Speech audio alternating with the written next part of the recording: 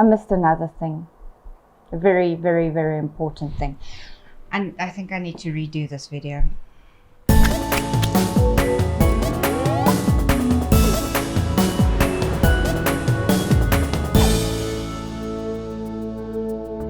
Hello, welcome to Annie Buns. Today I'm going to cook something nice for dinner. This is a recipe that I kind of call a moerby recipe. It's kind of put everything that you can together and hope for the best. This is kind of one that I do often. My boyfriend loves it. I love it. I apologize in advance because you kind of need a lot of things. This is going to take a while. This is what you need. So you need oil of your choice. I don't know. Mushrooms. Green pepper, onions, cheese. This might not be enough cheese, because there is no such thing as too much cheese. Okay, some garlic. Oh, I put the garlic in the wrong spot. This is more important. Bacon, macaroni, and mince. I didn't put the mince down. It's still defrosting. Make sure your mince is defrosted. So I've got about 500 grams of mince. Anyway, I'll get to the... Oops. I'll get to the measurements just now. Tomato sauce. I'm a huge Old Gold fan. I'm not brand specific at all with anything, but I do like my Old Gold. So I need Old Gold, a Worcestershire sauce. I can't even say it. Worcester sauce, okay? Milk, apricot jam, mayonnaise, salt, dry spice here, peppadews, cheese spread cheese spread. You'll see me use that a lot. And then some herbs and spices. So I've got here Italian herbs and oregano. I've got a little bit of barbecue spice left, and I've got steak and chops spice. Oh wait, I missed more. It is frozen at the moment, so I use frozen peas and frozen corn, sweet corn, mealies. A few moments later. Frozen peas, frozen mealies, and then some wine. Okay, before I continue, this is the difficult part for me in doing these videos. I don't measure my stuff.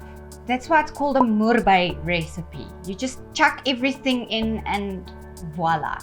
So I'm going to try and give you more or less an idea of how much I use of what. So let me teach you something if you don't know this by now. Recipes are more what you call guidelines than actual rules. I quote that out of Pirates of the Caribbean. When it comes to cooking, you can do whatever you want. You don't have to put mushrooms in. If you don't eat mushrooms, then don't put mushrooms in. If you like onions, put more onions in, put less onions in. It doesn't matter. You can change whatever. And so yeah, that's where the difficult part comes in, is to actually tell you how much of what I put in. So I'm gonna try. When I'm baking, I use the proper measurement things. When I'm cooking, I guess. So if I say a teaspoon, it doesn't mean a level like measuring teaspoon. It means a teaspoon you take out of the drawer and you measure. It can be heaped, none, whatever, how much ever you want, and just chuck it in. Okay, so that's one thing. Something I didn't mention in the main ingredients when everything was on the table is eggs. So every time I do it, it's a different amount, whatever, I'm winging this as we go. This is about 2 small to medium onions, peas and mealies, cheese, just a tiny bit of cheese, that much. 1 green pepper. I'm not a big fan of peppers, but it does give a very nice flavor to the food. So I do put green peppers in. Mushrooms, I will guesstimate when I put it in. I don't eat mushrooms. My boyfriend loves mushrooms. So the rule is I cut them thick enough so I can see them and I can take them out. And I put it in his plate. So there we go. So I didn't measure out everything. I'm gonna use this whole packet of bacon, come on. Who does not love bacon? Okay, so before we begin, the most important ingredient that you are going to need for this recipe is 1.5 glasses of wine. Yeah, over a half. The wine is the secret ingredient to this whole meal. Let's begin. Okay, so I've switched my plate on. So I'm gonna add my oil, that much oil. So that's the problem I have. I don't know, you can guesstimate. It covers the bottom. While I'm waiting for this to heat up a little bit, you take the full glass of wine and you take a sip. Okay, and then you put an onion in to see if it's warm. I kind of want it to start bubbling immediately. So onions started to fry here, so I'm just gonna add all the onions. My onions are starting to fry. I'm gonna add my green peppers and the mushrooms. So I'm just going to guesstimate.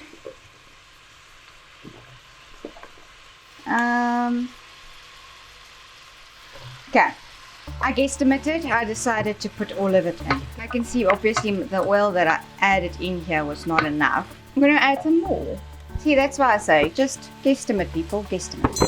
So you want to see the oil so that it doesn't burn. So I'm just going to do this. I'm going to stir until the mushrooms and the onions and the green peppers are nice and soft. While I'm frying, take a sip.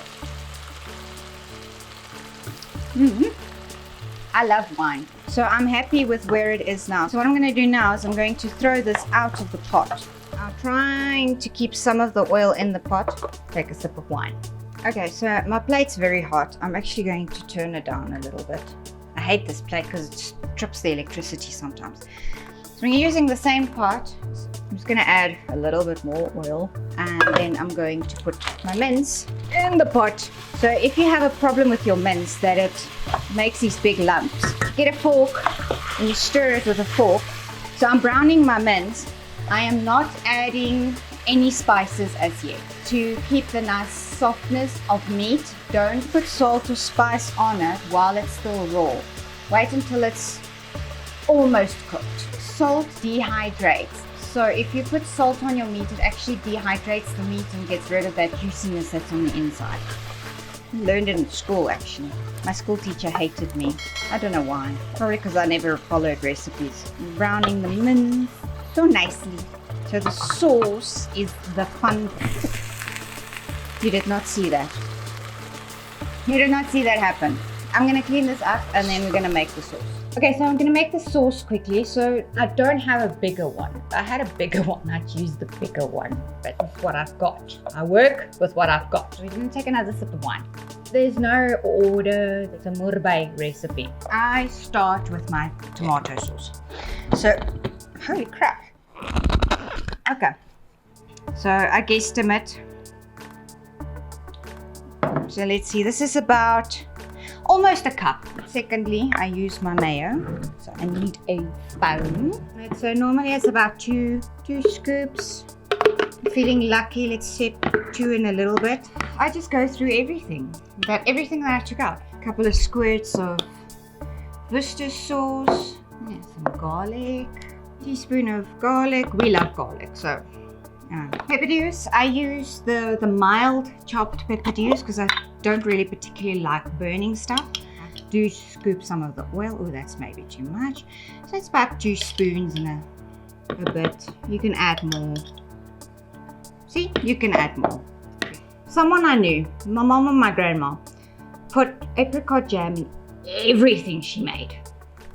So that's kind of where I learned it. And then I think this is a secret ingredient. I don't know why. It's not a secret because I'm telling you.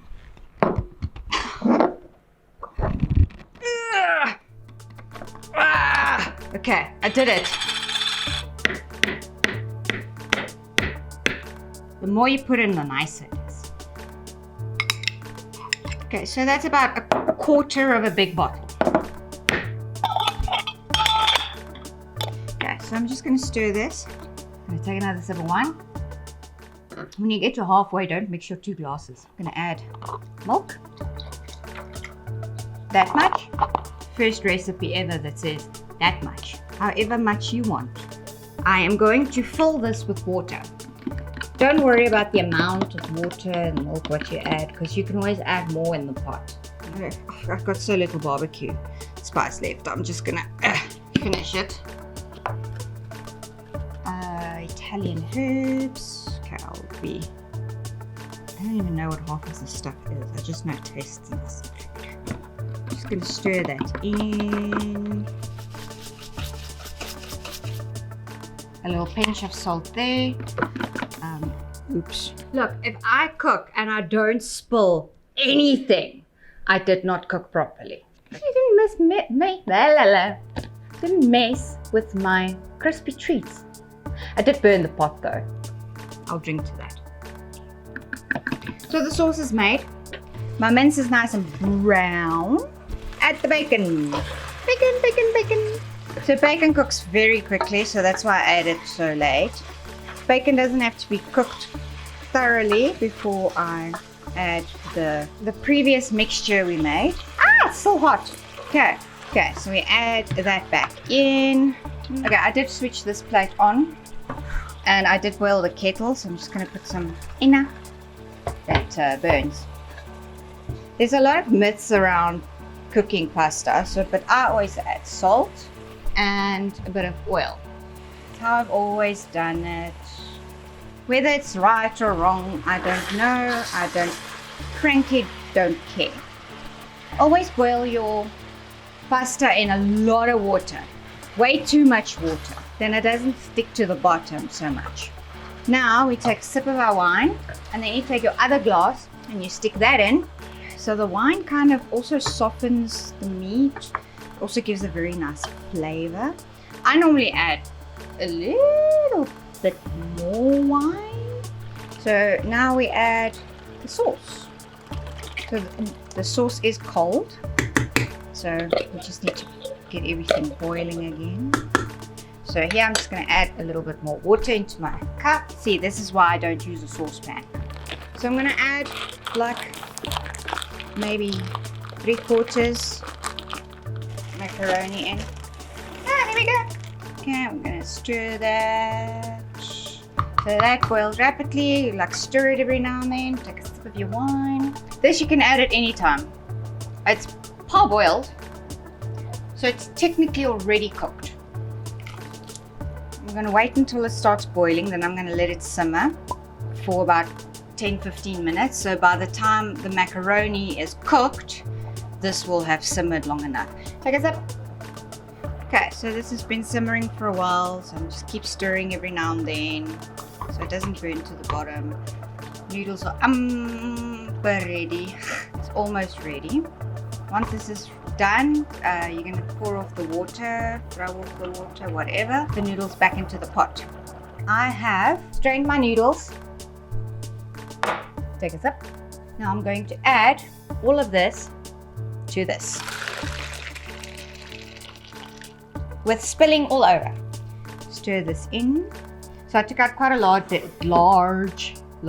dish, and I sprayed it with some spray and cook.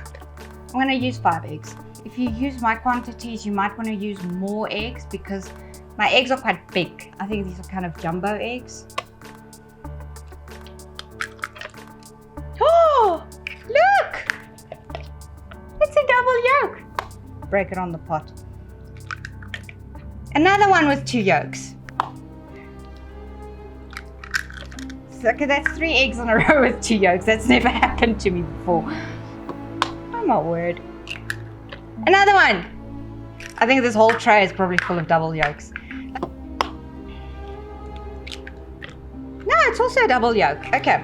This is so funny. 2, 4, 6, 8, 10 yolks. And I used 5 eggs.